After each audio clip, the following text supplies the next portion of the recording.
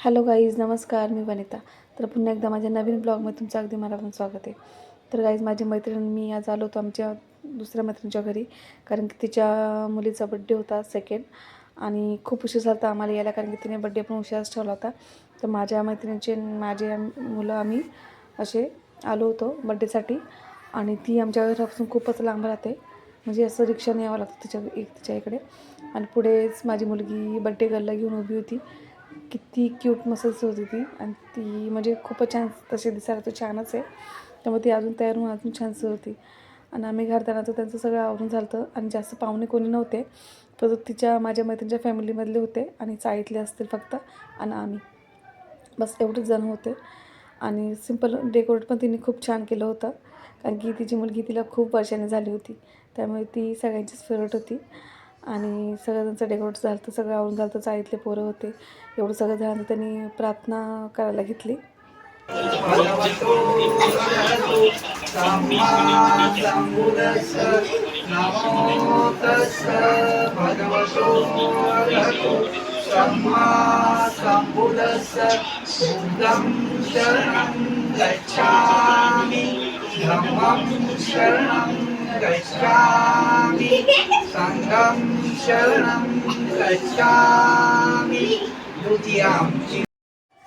प्रार्थना झाल्यानंतर लगेच बड्डेची तयारी करायला घेतली त्यांनी, आणि तिला एखादा टेबलावर बसवलं. आणि ती ती तिच्या पहिल्या बड्डेला खूप रडली होती, खूप म्हणजे खूप रडली होती, कारण की ती खूपच लहान होती. आणि आता तिला कळत होतं, त्यामुळे ती खूप शांत बसली होती. ते बघून खूप छान वाटलं. मग सगळ्यांनी एकाने तिला ओवाळायला घेतलं, आणि ती इतकी क्यूट, इतकी भारी वाटत होती ना, की तिने प्रत्येकाला ओवाळून दिलं. प्रत्येकाकडे ती स्माईल करून बघत होती. खूप छान, एकदम म्हणजे तिला नजर लागेल अशी ती सगळ्यांकडे बघत होती. सगळ्यांसोबत ती हसून खेळून, काही मुलं कसं रडतात, त्यामुळे ती अजिबात रडली नाही. आम्ही सगळ्यांनी तिला ओवाळून घेतलं. तिला असं झालं की कधी तिला जो तो कॅडबरी देत होता हातात, सगळ्यांच्या कॅडबरी ती गोळा करून घ्यायची, आणि खूप मस्त क्यूट, किती शांत एकदम बसली होती ती. खूप म्हणजे खूपच आम्हाला वाटलं नव्हतं की ती रडेल, आम्हाला असं वाटलं होतं. फायनली मम्मीनंतर तिला ओवाळायला घेतलं, आणि तिची मम्मी बोलली की तिला जास्त टिक्का लावू नको, कारण की तिचं कपाळ पूर्ण कुंकाने भरलं, तो डोळ्यात वगैरे जाईल. मग तिला काही जास्त लावलं नाही. आणि मग हे सगळं झाल्यानंतर आम्ही लगेच केक कटिंगला स्टार्ट केलं. तिला अशी काय झालं की कधी माझं केक कटिंग करतील, कधी कापायला घेतील असं. मग ती एकदम सगळ्यांकडून ती गिफ्ट घ्यायची, शांत बसायची, आणि तिची मम्मी केवढं पप्पाकडे द्यायची. तिला जास्त करून तिला कॅडबऱ्याच आल्या, आणि खूप मस्त शांत बसलेली होती, अजिबात रडली नाही, काही नाही ती. आणि जेव्हा माझ्या मैत्रिणी तिला जी मोठी कॅडबरी दिली, ती एकदम म्हणजे तिचं रिॲक्शन एवढं भारी होतं ना, खूप छान होतं. नंतर म्हणजे सगळ्यांनीच ओवाळलं तिला. ओवाळून झाल्यानंतर एकदम म्हणजे ती सगळ्यांकडून व्यवस्थित ओवाळून घेतलं. अजिबात नको नको, काही मुलं माहिती आहे कशा करतात, त्यांनी अजिबात केलं नाही. हे सगळं झाल्यानंतर लगेचच केक कटिंगला घेतलं. तिला खाली बसवलं. केक म्हणजे तिची मम्मी तिला घेऊन बसली होती, कारण की ती लहानच आहे म्हटलं, तिला काही व्यवस्थित कापता येणार नाही म्हणून. मग तिची मम्मी, तिचे पप्पा घेऊन बसले होते तिला. मग तिच्या मामाने, तिच्या पप्पाने केक आणला.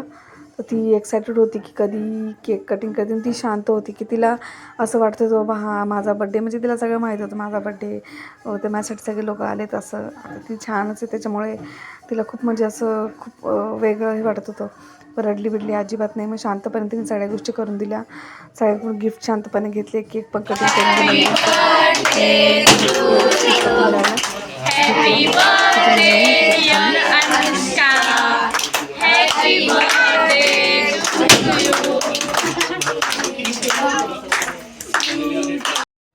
केक कटिंग झाल्यानंतर लगेचच काहींनी तिला गिफ्ट द्यायचे राहिले होते. लहान मुलांनी सगळे तिला कॅडबऱ्या दिल्या होत्या, पण काहींनी चांगले चांगले गिफ्ट पण आणले होते, तर ते तिला द्यायला घेतले. नंतर तिच्या आईने तिला उचलून घेतलं, कारण की फोटो काढायचे होते म्हणून. आणि खूप म्हणजे ती सगळ्यांना रिॲक्शन तिने खूप छान दिलं. आणि सगळं झाल्यानंतर सगळ्यांना केक चिप्स वगैरे वाटले, थंड वगैरे दिला. तर मी व्हिडिओ काढतो त्यामुळे मी काही हेल्प नाही केली, कारण की मी तर बोलले ते हेल्प करू का, ते बोलले नको. माझ्यासोबत जी मैत्रीण होती ती हेल्प करायला गेली. आणि इकडं बड्डे गर्ल खूप सगळ्यांसोबत ती हसून एकदम स्माईल देऊन सगळ्यांची ती एकदम खूप सगळ्यांमध्ये ती मिसळून गेली होती.